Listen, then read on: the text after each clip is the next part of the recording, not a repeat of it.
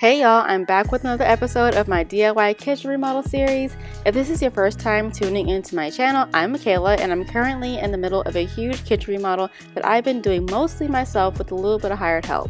So far, we completely gutted the kitchen, stripped the walls down to the studs, and put up all new drywall. If you want to see how this DIY kitchen remodel turns out, be sure to subscribe with your notifications turned on. Now let's get into the video.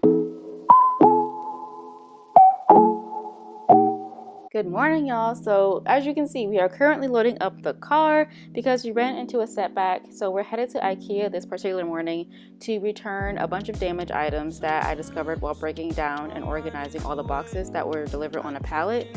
Thankfully, IKEA has a 365-day return policy, so I consolidated everything with the hopes to only have to make one trip. So the nearest store for us is about 2.5 hours away, 5-hour round trip.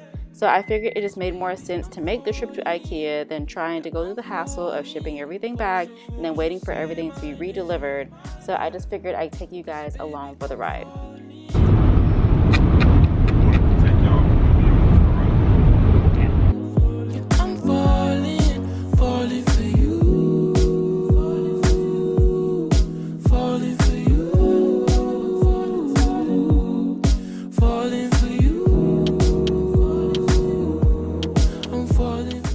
Okay, so it has been a few days since we made the trip to IKEA to return the damaged items, and all we had to return was a base cabinet, a drawer, a few cover panels, and 2 toe kicks. The process was very easy. I just took it to the Returns and Exchanges desk and they gave me an itemized receipt of everything that I returned, and I took that to the kitchen specialist who then verified what was in stock, which I'm very thankful for them because I was gonna be really sad if we had to walk away empty-handed. Thankfully, only one item ended up not being in stock, which was just a 2-pack of shelves, which they were able to order and have it delivered to a FedEx location near me. That way I can just go and hopefully be able to pick that up by Friday. But I say all that to say, I've been procrastinating. Mainly drywalling around the pipes, just because my relationship with drywall has been a little iffy. So I really don't have much of an excuse not to do it anymore. So I figured I'd hold myself accountable, have you guys hold me accountable, and we're just gonna go ahead and get it done. So I only have 2 sections to do. One is on the smaller side and one's on like the medium side. So I figured I'd save myself some time and some stress by creating a template using cardboard and just pre-fitting on these and using this to trace onto the actual drywall piece so that I can just make the cuts and get the fitting right the first time. This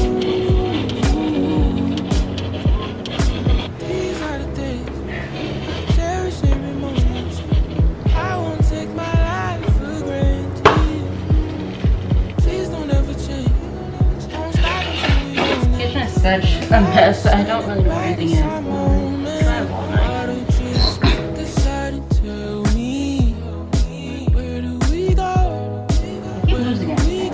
Sit something down and then I don't know where to put it.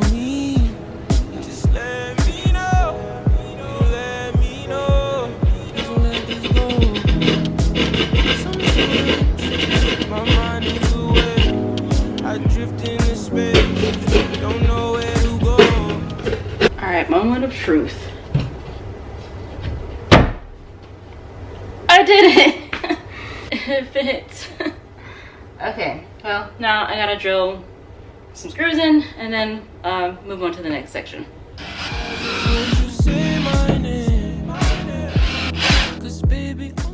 Okay, so my camera actually ended up dying the other day, but I went ahead and did the upper section just because it was really straightforward. It's a new day and I'm trying to play Tetris to go ahead and drywall around the drain pipe and the water line. The tricky part is that I also have an outlet over here, but I only have 1 stud that I can work with. So I'm trying to reinforce the back of the drywall with a paint stick, and I drilled 2 holes pretty much so that I can secure this upper piece that's in between the drain pipe and the water lines. Yeah, so it's been very interesting. Of course, I have my supervisors here making sure that I'm doing what I need to be doing, but I'm feeling very hopeful that I'll be able to get everything done today and I can move on to mudding, taping, letting that dry, and then we can hang up the rails. Alright, so I'm back again. It's the next day. I had to come to a stopping point yesterday. because I take care of some stuff. I also ran by Lowe's to get 2 more of the paint sticks that I was using to support the drywall that I'm currently trying to play Tetris with. But pretty much I'm just screwing these to the piece of drywall that's already up, and then screwing the drywall to this, and then to the one stud that I have to work with. So hopefully that just kind of gives me a baseline support. And obviously it's not really as sturdy as a stud itself, but I literally don't have a stud to work with right now. So yeah, that's what I'm doing right now.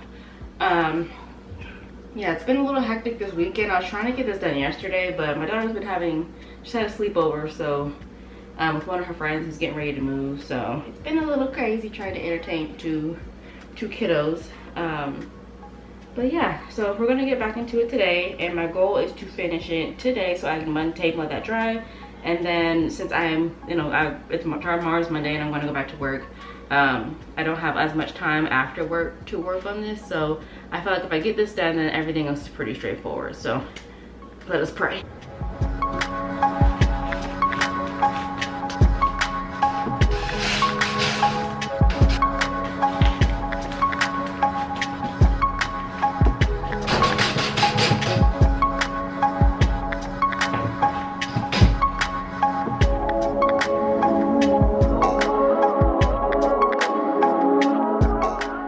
Okay, so let's pause for a moment. I'm looking at this footage while I'm editing, and I definitely could use a bigger piece of drywall to finish off this last section.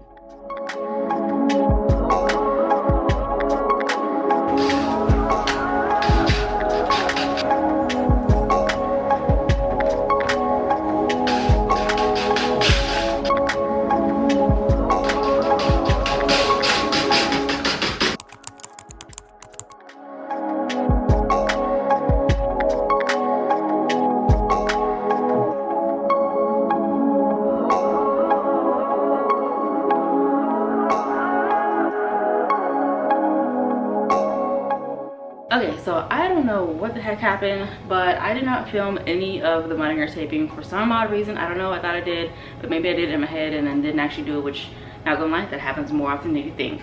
But after I drilled in all the drywall, I went ahead and I did some, pre-filling, because there were some gaps. I was playing Tetris in here, really trying to get all the drywall to work. I didn't want to have to cut a new piece of drywall if I could help it. So I went and did that. Then I did the taping, which there was a lot of tape involved because there are so many cuts and parts that I had to tape around. But I went through today and I did a skim coat over everything. And then tomorrow I'm going to put some gap filler around the pipes. And then I'm going to paint. And of course I did the same for the gas line as well. But yeah, I'll be honest that doing this small section really wasn't as daunting as doing the rest of the kitchen. Drywalling the entire kitchen was very daunting as my first DIY drywall project. I do realize now that I probably could have started off on a smaller scale, maybe like doing the bathroom first, which I probably would have been able, a little bit, I won't say easy, but I probably would have had more success completing then in a shorter amount of time, just because there's not a whole lot that I have to do in there. But that's gonna be one of my next projects. But so I'm gonna wait for this to completely dry. I mean, it's a 45-minute one, so it's set in 45 minutes. But tomorrow morning I'm going to go ahead and paint, like I said, do the gap filler, and then we'll be ready to hang the rails. So the next time we see each other, we're going to hang the rails, finish putting together the cabinets, because I literally only have 2 cabinets put together and one that's just sitting there waiting for me to open the box and start putting it together. But that's all I've got for you guys right now. If you've made it this far into the video, I'm just gonna kind of assume that you are already subscribed and I don't have to say it. So yeah, I appreciate you sticking around, and I will see you in the next one.